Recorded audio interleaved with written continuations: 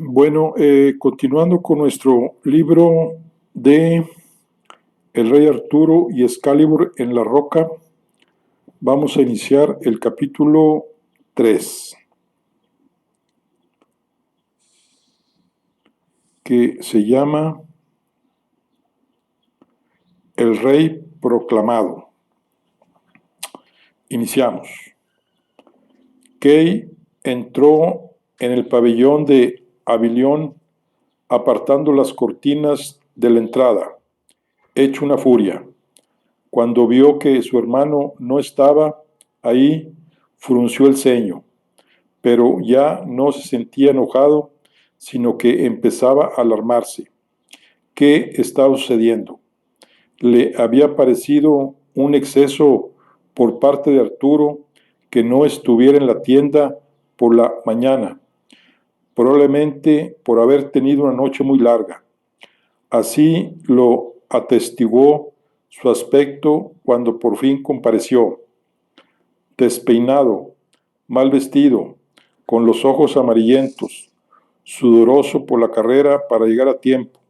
Sin embargo, que desapareciera en un momento tan urgente, dejándolo sobre el caballo a punto de salir a la liza, era harina de otro costal. Aún estaba intentando dar sentido a los acontecimientos cuando vio que entraba con él bajo la carpa.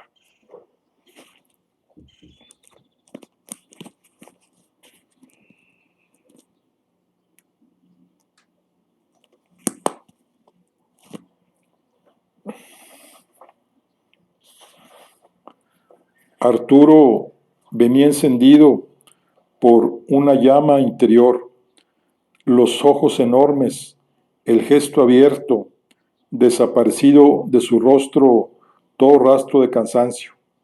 No parecía haber sufrido ningún percance, sino todo lo contrario. Estaba suspendido en un estado de maravilla. Una energía incontenible lo animaba. Kay estaba desconcertado, pues su hermano se hallaba muy lejos de cualquier preocupación. Entonces advirtió que bajo un brazo, bien pegado al cuerpo, Arturo guardaba con celo una espada larga envuelta en una tela. La adelantó hacia él y entreabrió los pliegues para mostrar el pomo y el mango. El semblante de Kay se desencajó al reconocer la empuñadura. Alzó la mirada de nuevo en busca de los ojos de su hermano. Al escrutarlos, comprendió el brillo que los iluminaba. El corazón se le aceleró, impulsado a la vez por la excitación y el pánico. Quiso decir algo, pero las palabras no le salían de la boca. ¿Cómo había llegado Excalibur a manos de un escudero de su propio hermano? Liberando por entero el arma de su envoltura, Arturo la puso en sus manos. Kay luchaba contra su anonadamiento cuando aferró la empuñadura y alzó la hoja, que lanzó un breve destello para contemplar el portento en su esplendor. La espada era tan hermosa que ninguno de los dos podía dejar de mirarla. Súbitamente irrumpió en la tienda la presencia de Sir Héctor, que venía a toda prisa del campo de las lides. ¿A qué viene la demora? Todos están esperando. Las últimas palabras quedaron suspendidas en sus labios cuando reparó en el arma que Kay esgrimía con el filo en alto, el pomo circular con la delicada esfinge del dragón, la guarda con su filigrana trenzada, la inconfundible inscripción en la hoja. El señor de Avilión se quedó paralizado, incapaz de dar un paso más. Era Excalibur, la espada que había de escoger al rey de los anglos. Ya no se hallaba clavada en la piedra, sino bajo su techo, en manos de su primogénito. Como sintió que las rodillas le flojeaban, tuvo que lanzar la mano en busca de uno de los postes de la carpa para sostenerse. Hijo mío, dijo, esforzándose para pronunciar cada palabra, has sacado la espada de la roca. Daba la impresión de que intentaba convencerse a sí mismo de lo que veía. Tanto era así que Kai no respondió. Contemplaba el arma obnubilado. Quizá pensaba, ellos tres eran los primeros mortales que la veían de uno a otro extremo, después de Dios mismo que la había clavado en la roca. Entonces siguió Sir Héctor, temeroso de sus propias conclusiones, pero incapaz de contenerlas. Eres el elegido. Kay volvió la mirada hacia su padre con una afirmación en la punta de la lengua, una afirmación que iba a expresar como reacción directa, sin haberla reflexionado, porque el corazón le galopaba en el pecho y tenía a Excalibur en la mano.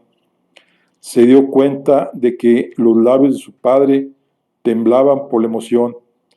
Era muy grande lo que aquello significaba: la corona de Logres, el dominio de Inglaterra, la defensa de la isla y de la fe, una responsabilidad inconcebible, pero también poder, riqueza y gloria, más de lo que nunca hubiera soñado un hijo de Abilión, ejércitos bajo su mando, dispuestos a arrojarse a la batalla, al gesto de su brazo, su nombre conocido y honrado, su imagen bordada, pintada, esculpida en piedra y bronce, sus hazañas cantadas por los bardos para que el recuerdo de su paso por este mundo llegara a las generaciones venideras.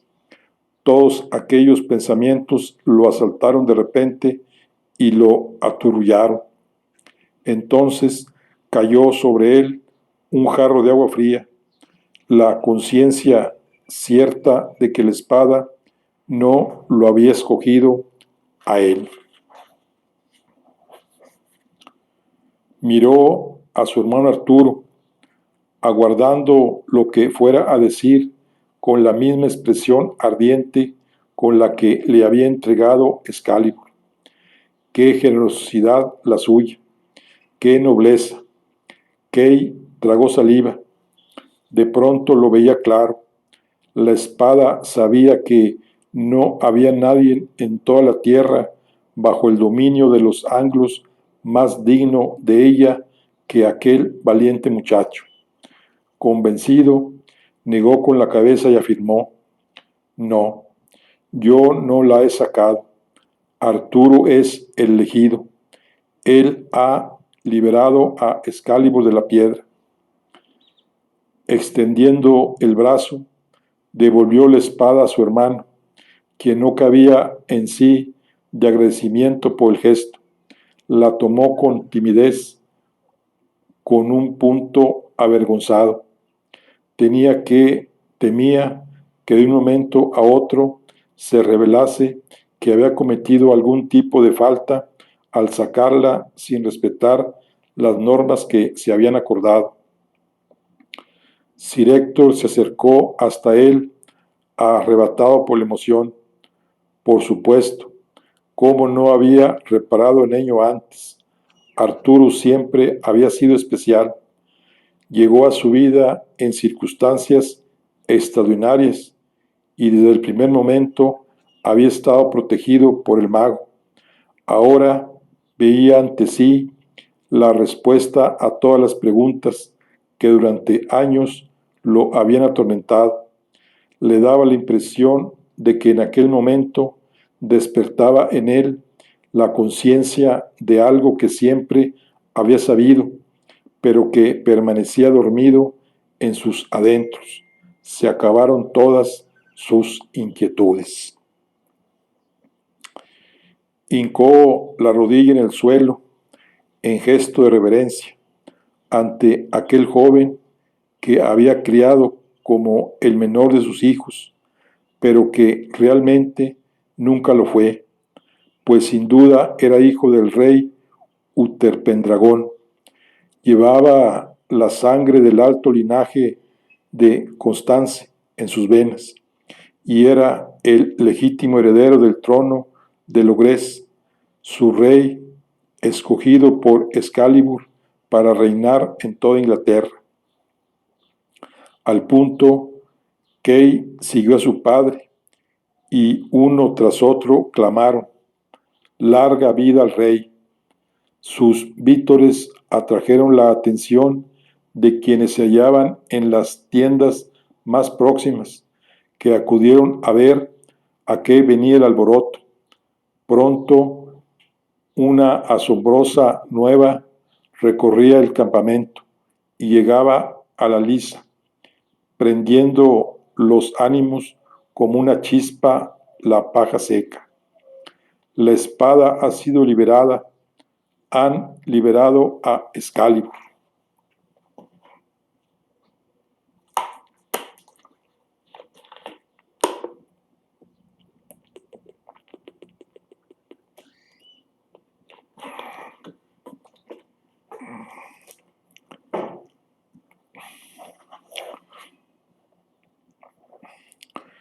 Nubes plomizas cegaban el cielo.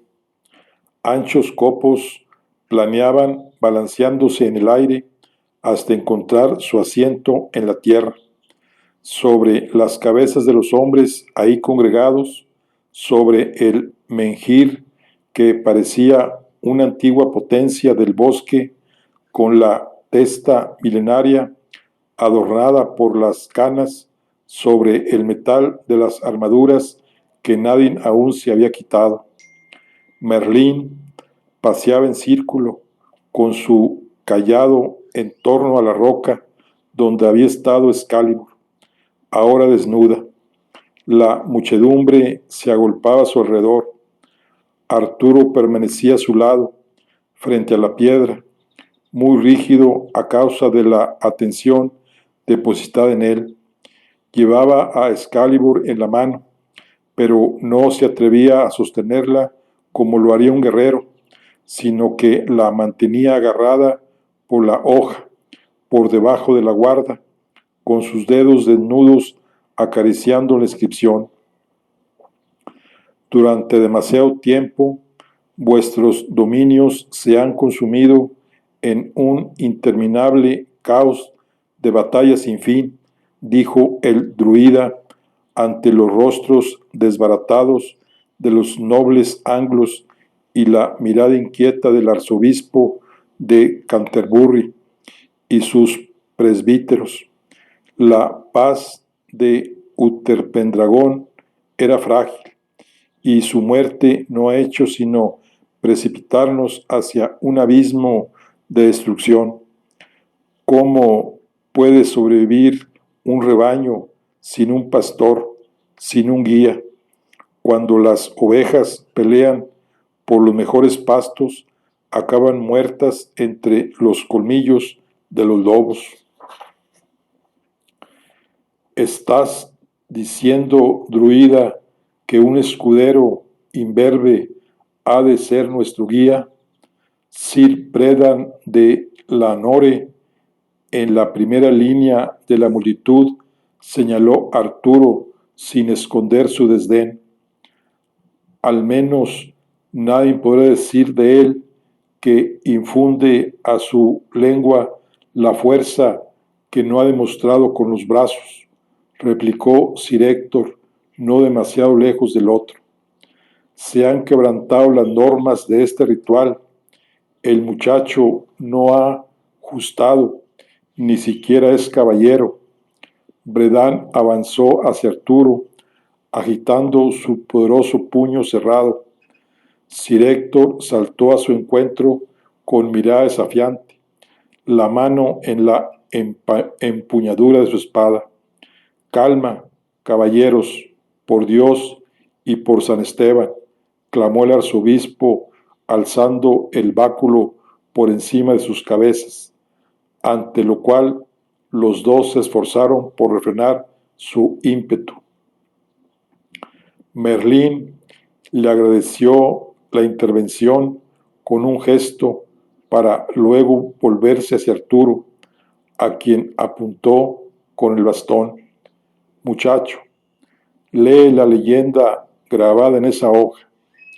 Arturo alzó el acero frente a sus ojos y recitó: quien quiera que extraiga esta espada de la roca será legítimo rey de toda Inglaterra.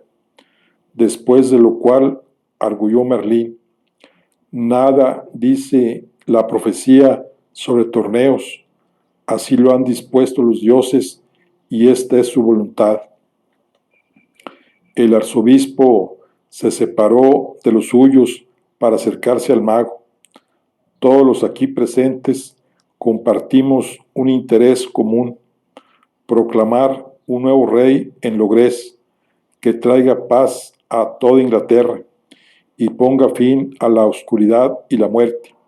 Aún así, no está en tu mano, Merlín, interpretar la voluntad de Dios verdadero, replicó. ¿Acaso tu Dios tiene planes diferentes que los nuestros?, repuso Merlín. Dios revela su voluntad de modo y manera que solo a Él le corresponde decidir. Tal vez hoy se haya manifestado, o tal vez no. Lo cierto es que un monarca es el garante de la ley, pero este muchacho no ha respetado los reglamentos que de mutuo acuerdo nos habíamos dado. Veamos todos aquí, y ahora si es verdad lo que alega. Merlín frunció el ceño ante estas palabras: que saque de nuevo la espada de la roca. Un murmullo recorrió la concurrencia. Algunos ratificaban la demanda del prelado, mientras otros se mostraban inquietos por temor a volver un paso atrás. Bien sabía Merlín que toda posibilidad de que Arturo fuera aceptado en el trono del rey pasaba por la conformidad del arzobispo, pues como guía espiritual de los anglos podía fácilmente ponerlos en su contra. Siendo así, estaba obligado a satisfacerlo. A su entender, lo que pedía era posible, pero el druida no era amigo de los alardes. La ligereza de los hombres siempre lo tomaba por sorpresa.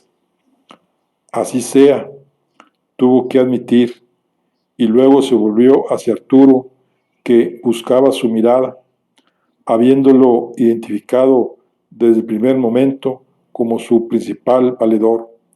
Sir Bredan se llegó hasta Arturo lanzando una hosca exclamación: yo la volveré a clavar. Le arrebató el arma con brusquedad. Arturo apretó los dientes para ahogar un lamento. Puesto que sostenía la espada por su filo, la maniobra del caballero le abrió un leve corte en la mano.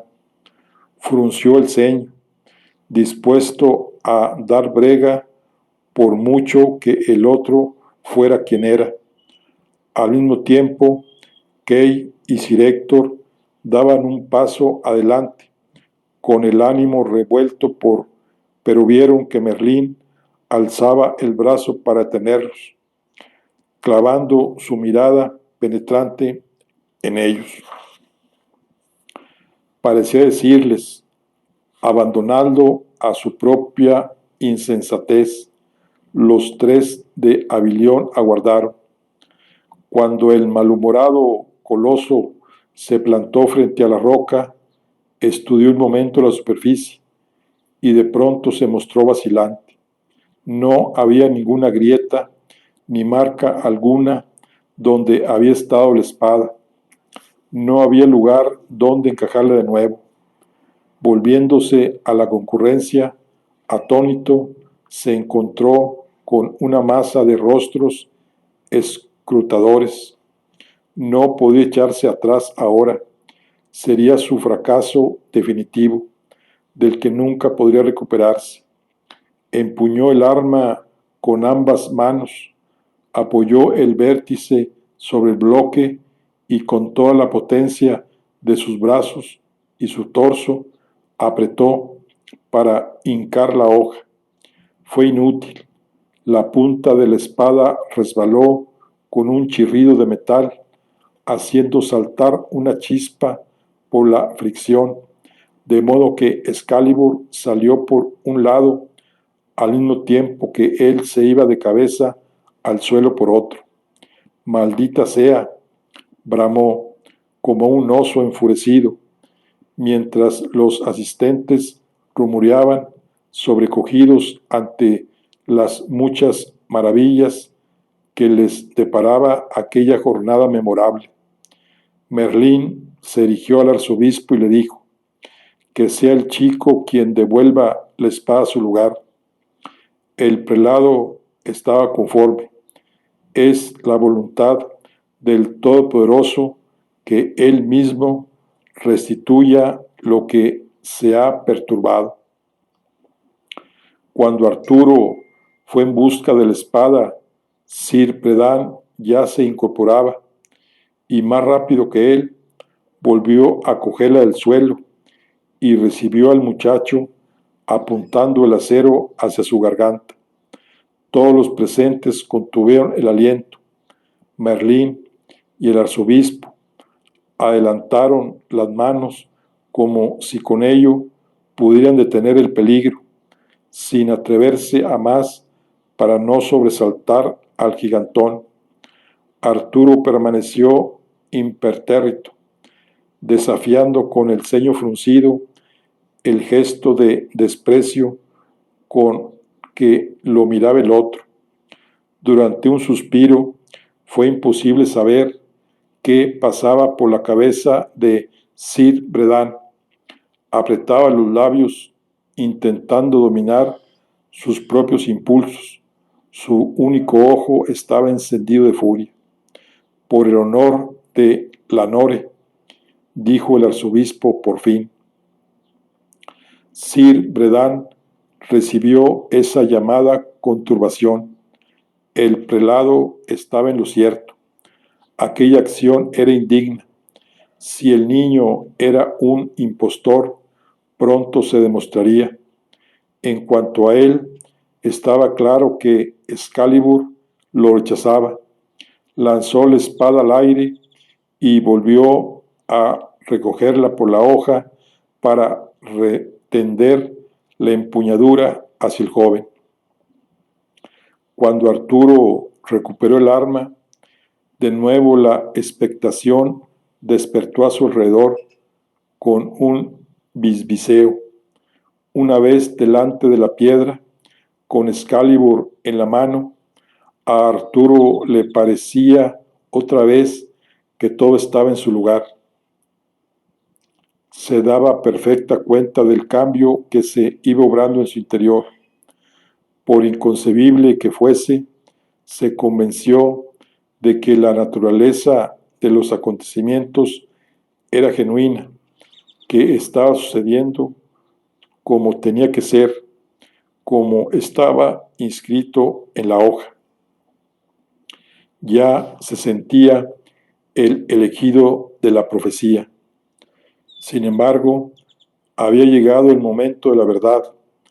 Ahora se vería sin duda alguna, de modo incontestable, si su sentimiento quedaba confirmado por la realidad.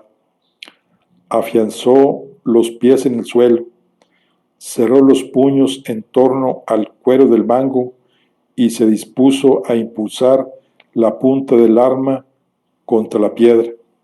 Jamás había estado tan seguro de algo como de que la espada se hincaría en el peñasco. La descargó con convicción, no con furia.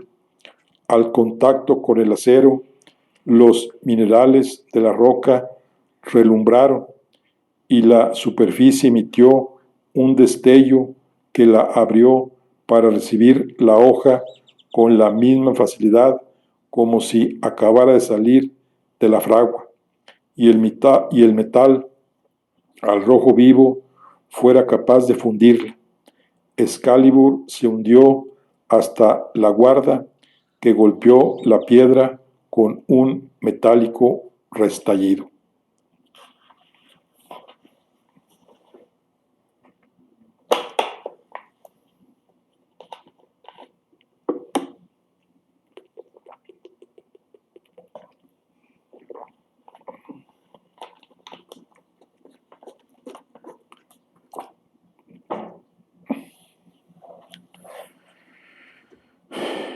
Estalló un estruendo de admiración entre los presentes.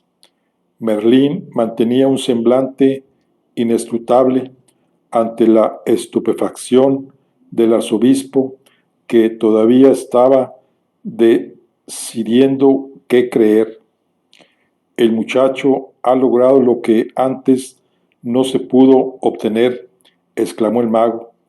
Si demuestra a sí mismo su valía, volviendo a extraer la espada ante nuestros ojos, que tampoco nadie vuelva a dudar que es el rey legítimo que reclama Excalibur. Intervino el arzobispo entonces, viendo que el otro quería apropiarse del momento y con ello seguramente atribuirse autoridad sobre el resultado final.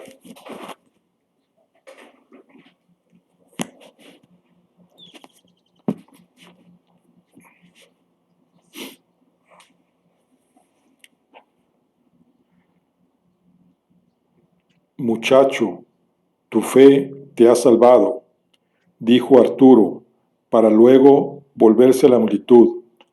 Alabado sea el Señor, que en su sabiduría nos concede una nueva oportunidad para cumplir sus designios.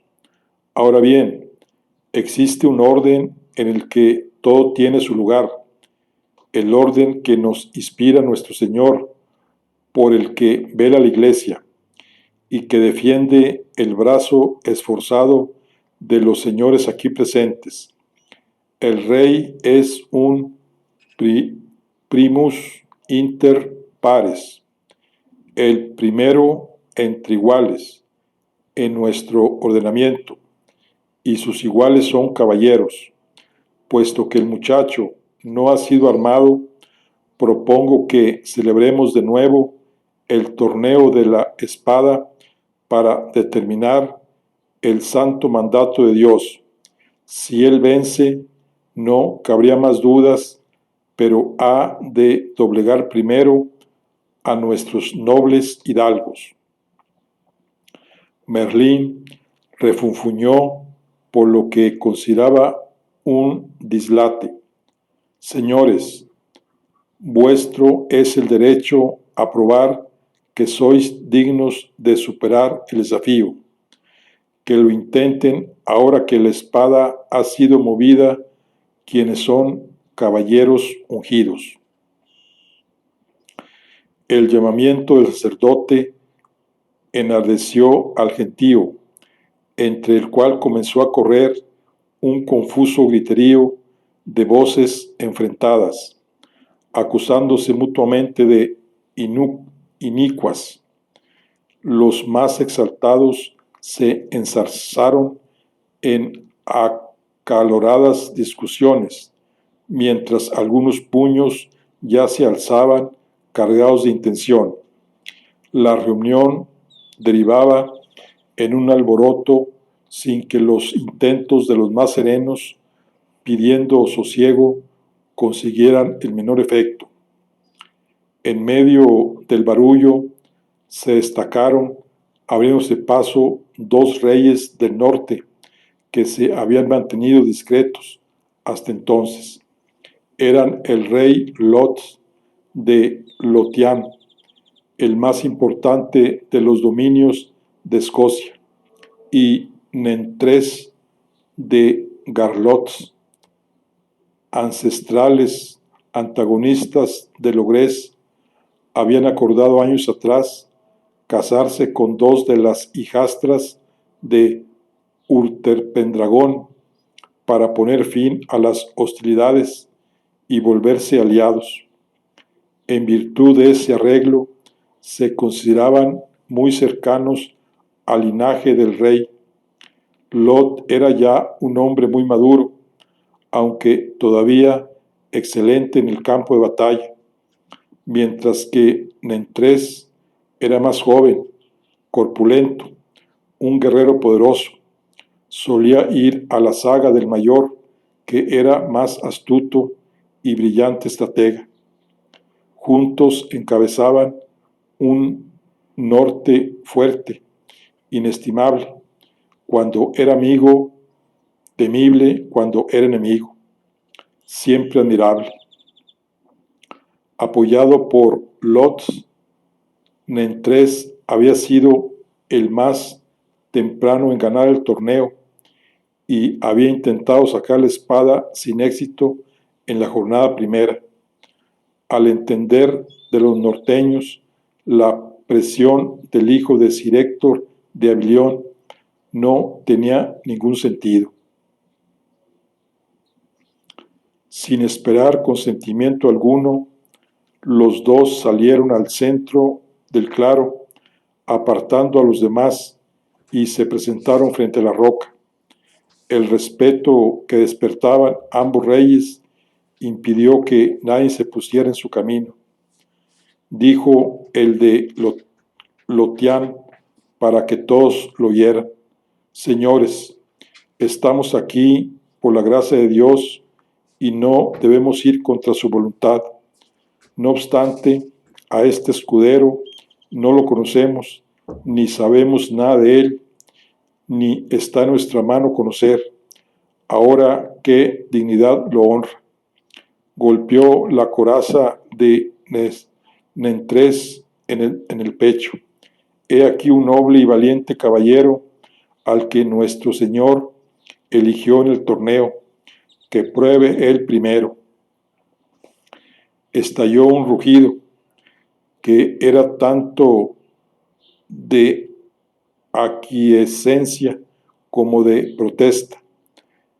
Encendido por el griterío, Nentres aferró la empuñadura de Excalibur y tiró enérgicamente de ella con los brazos hinchados por la rabia. Por más que pugnó, no consiguió que la guarda se separara de la piedra en lo más mínimo. Cuando no pudo más y la soltó, el esfuerzo había sido tan grande que tuvo que recular y se le doblaron las rodillas. Ya Lot lo intentaba entonces en la medida de sus fuerzas, cosechando un simple fracaso. Entonces se hizo el caos. Un tropel se agolpeó rodeando la roca y muchos fueron los que se lanzaron sin orden ni concierto a intentar arrancar la espada por la fuerza. Entre tanto, Lot, Nentres y Sir Bredan se encaraban con Merlín, a cuyo costado, como escolta, se colocaron rápidamente Sir Héctor con su hijo Kay y algunos de sus antiguos compañeros y aliados. Esto es cosa tuya, tronó el de Lanore, amenazando al mago con el puño. Has hechizado la espada para que obre en tu favor. Para tu propio beneficio, arrastras la corona por el fango y profanas el nombre de Dios. Sacrilegio. La acusación encontró un ruidoso eco entre muchos de los presentes, al tiempo que otros clamaban indignos en favor de que se respetase el resultado que se había demostrado legítimo. Las voces subían de tono. Hubo empujones. Alguien cayó al suelo. Ya parecía que el encuentro iba a acabar en batalla campal cuando los caballeros que se habían agolpado alrededor de la piedra fueron enfriando su frenesí y quedando inmóviles y en silencio. El tumulto fue apaciguándose de forma lenta pero imparable, como la marea, conforme los contendientes alzaban la cabeza y llevaban la atención hacia la piedra, porque Arturo estaba ahí, en pie, y con el brazo en alto, sosteniendo firmemente a Excalibur por encima de su cabeza, la hoja apuntando al cielo borrascoso, destellando el acero entre la nieve que se posaba en él, que no se posaba en él ni en su portador. Con un aplomo que sorprendió a todos, declaró: el propósito de esta espada es traer la paz, no sembrar la discordia. Si es eso lo que deseáis, volveré a hundirla en la roca y luego la sacaré otra vez. Pero si os guía el honor y defendéis la justicia, no solo en vuestra casa, sino en todas partes, no habéis de exigir más pruebas al destino, porque ya ha hecho su elección. Antes de que nadie acertase a reaccionar, fue Sir Héctor quien se adelantó, arrebatado por la grandeza que no cesaba de descubrir en aquel muchacho. Con orgullo proclamó: una tierra, un rey. Y luego se posternó en tierra, desenvainó su acero y lo apoyó en el suelo frente a sí. Una vez el estupor inicial fue desvaneciéndose, otros caballeros se sumaron al señor de Avilión para ofrecer sus espadas a Arturo en señal de pleitesía. Sir Brastias de Tingael, Sir Ulfius de los Piramos Negros, Sir Bauduin el Virtuoso, viejos camaradas y aliados de Utherpendragón, procedentes de territorios repartidos por toda la isla. Entre ellos destacaba uno por lo bisoño. Para Sir Kay, ver a su hermano enarbolado, el atributo del rey, iba más allá del orgullo de sangre. Durante todos los años en que se habían criado juntos, se había sentido obligado a ejercer de hermano mayor, a ser pues Arturo un ejemplo, a ser para Arturo un ejemplo, y sin embargo, en su interior siempre había sospechado que debía ser al revés. Arturo era más audaz, más diestro con las armas, más decidido. El designio de Excalibur le parecía del todo razonable. Reía para sus adentros, reprochándose su torpeza al no haber sabido adivinar que las insólitas aventuras infantiles de Arturo no era sino presagio de su destino. Cuando se arrodilló ante su hermano, su gesto expresaba un juramento de fidelidad sin palabras, al cual respondía el otro con una mirada brillante que implicaba una suerte de promesa. Se prometían fidelidad hasta la muerte.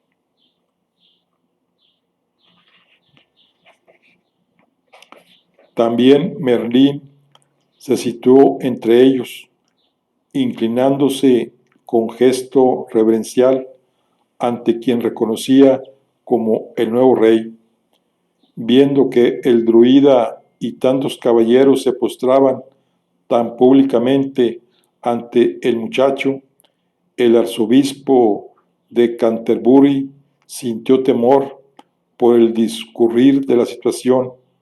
Lo que había comenzado como una extravagancia se estaba convirtiendo en una realidad fuera de su control. Sin embargo, ¿qué podía decir? El muchacho había sacado la espada. Solo el rey Lot se atrevió a romper el silencio, alzando la voz contra Sir Héctor.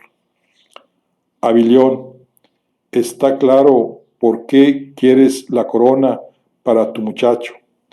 Te desprecian en Cornialius y en Logres te tratan como a un criado. Se volvió hacia el arzobispo. Esto es una farsa, un ardid del druida. Bien conocemos todos el amor de Sir Héctor por los britones. Queréis como primero de los nuestros a un campesino que nunca ha conocido la batalla.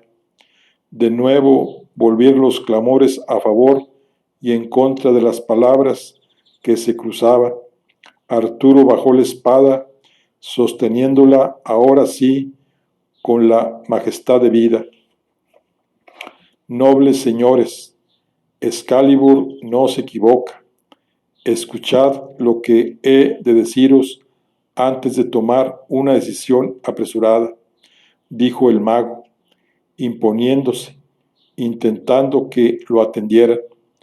No olvidéis que cada uno de vosotros es solo un hombre y por tanto morirá. Lo mismo el más poderoso que el más humilde. Tened por seguro que el portador de la espada, aunque no lo conozcáis, es el más notable de todos vosotros.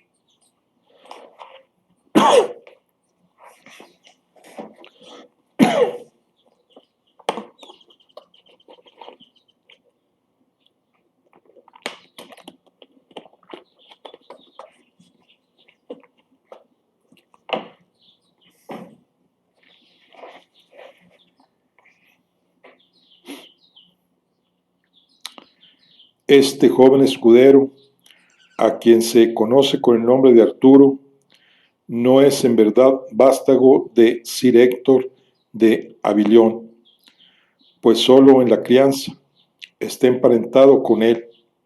Ya es hora de que se conozca su linaje. Amargas voces rechazaron aquellas palabras, impidiendo que el druida continuara. Los ánimos se caldeaban. En lugar de tranquilizarse, la multitud parecía un animal incontrolable, cada vez más furioso. El arzobispo frunció el ceño, replicando: ¿Cómo, Merlín?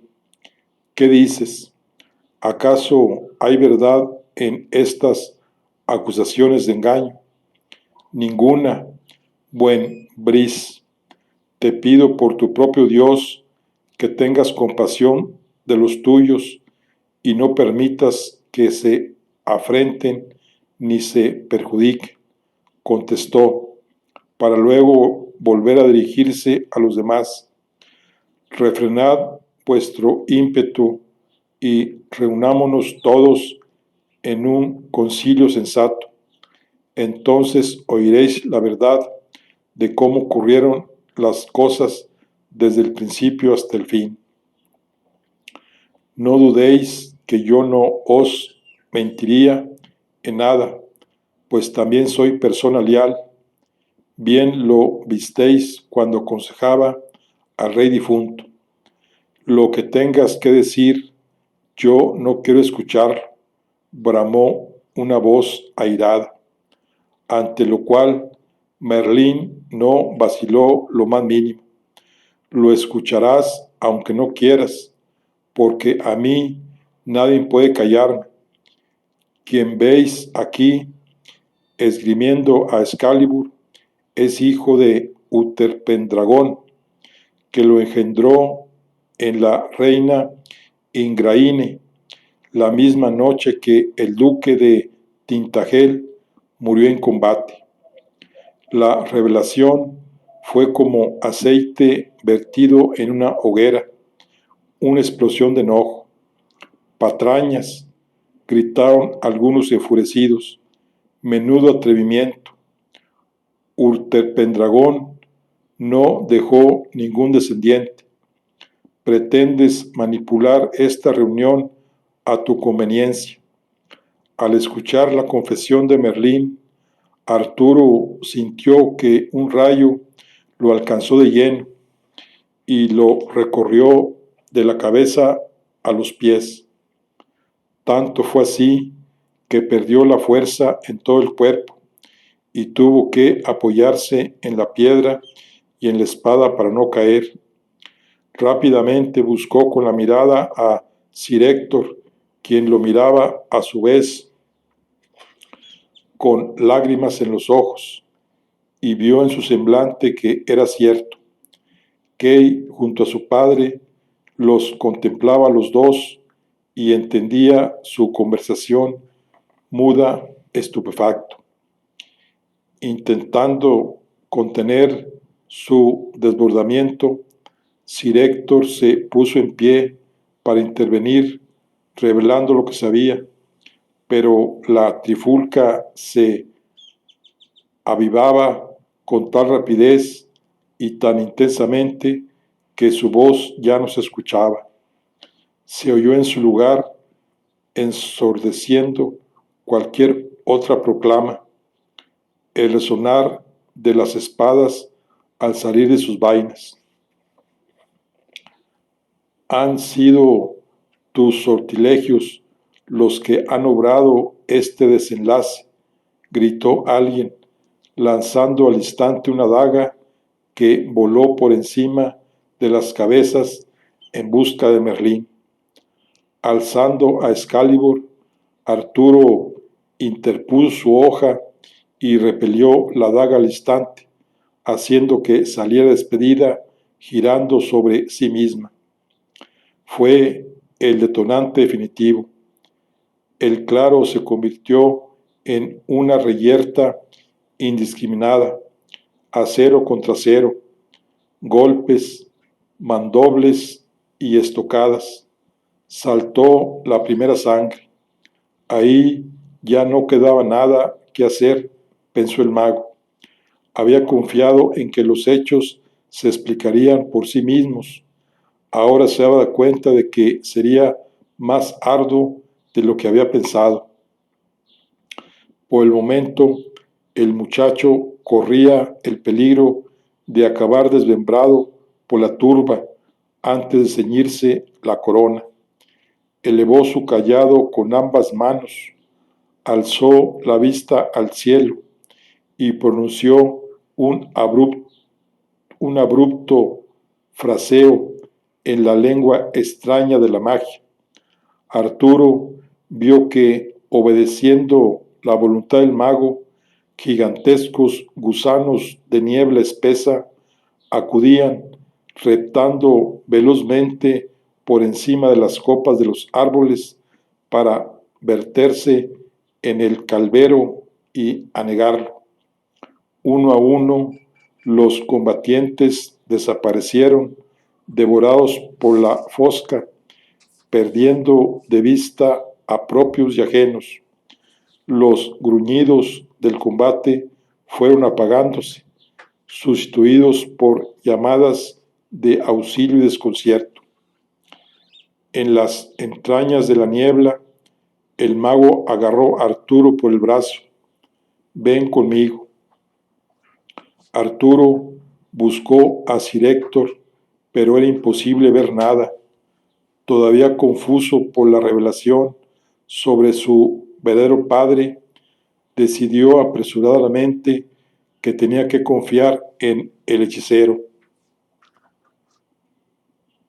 El supuesto hijo de Urterpendragón se dejó llevar por aquella mano que lo conducía a través de la bruma indiscernible hacia un lugar donde tal vez encontrara respuesta. Bueno, aquí concluimos el capítulo 3 de nuestro libro El Rey Arturo y Excalibur en la Roca. Nos vemos en la siguiente. Hasta luego.